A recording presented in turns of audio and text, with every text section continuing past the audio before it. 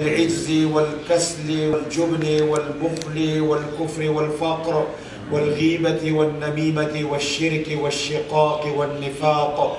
اللهم إنا نعوذ بك من فتنة النساء ومن سوء الأخلاق ومن غلبة الدين، ونعوذ بجلالك من قهر الرجال.